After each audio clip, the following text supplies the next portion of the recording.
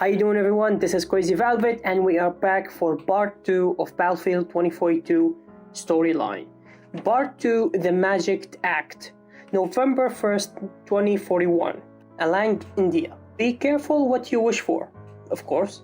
Almost 2 months after fleeing Doha, Oz's breadcrumbs led me to a safe house made of shipping containers in India, filled with no-bats armed to the teeth. Amongst them, there were a former intelligence officer, former doctor, nightclub bouncer, car mechanic. They all tried to hide that side of themselves, the former. But if you looked hard enough, you could find it in every tall tale and worry smile. As Specialist Naveen Rao, a notorious Indian hacker and ex-Marcos officer explained it to me, armed task force groped up in the 30s when moving cargo between the non-patriotic around the globe became a lethal occupation. In response, world governments cracked down on all no-bats, treating them as smugglers and pirates. To that, Rao can only shrug.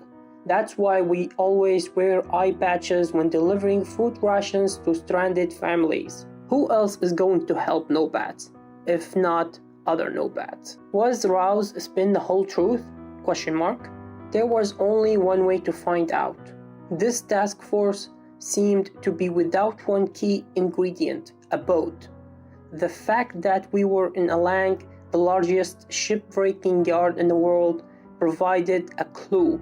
This was going to be a heist. Shipping is a simple business. More goods than ships, the price goes up. More ships than goods, the price goes down. In the late 30s, in the week of the Second Great Depression, the world had nothing to move to prop up prices. The industry turned to ships-breaking facilities like Alang to convert unused and weathered fleets back into high tensile steel. But soon Alang became famous for something else, magic. How else could you explain whole freighters vanishing into thin air, only to be discovered months later amongst the every-grown no-bats fleet? It was the city's worst-kept secret. Corrupt businessmen were selling ships intended for scrap to no-bats on the black market, but the Indian military would soon put a stop to it. In the galley force winds that night, the gunfire sounds like it's coming from every direction as the Indian army pursued us.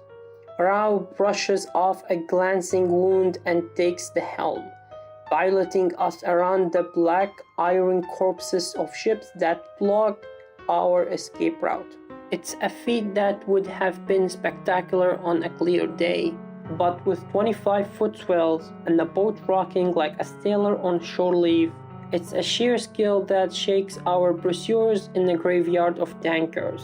By 1:32 a.m. GMT, the Magic Act is complete, and we vanish across the 21st parallel. Our beat-up old container ship, unofficially dubbed the Copperfield, begins her journey as a no-bat. I'm really excited for this shit. I mean, come on, Battlefield? This is a good story. Why didn't they make a single player? I just don't get it. This is a good story. I like it. I don't know why. Maybe it's because I like reading. I don't know. I just like reading stuff. Maybe that's the reason. Anyway, if you didn't watch the first part, you should, because the first part is pretty much, it has to do with the second part. And the third part is called Coyote Run? God damn it. Coyote Run, I think. I'm not sure. Continue the journey tomorrow. It seemed... Okay, so it's going down, but it's not showing exactly where we are. It's not showing.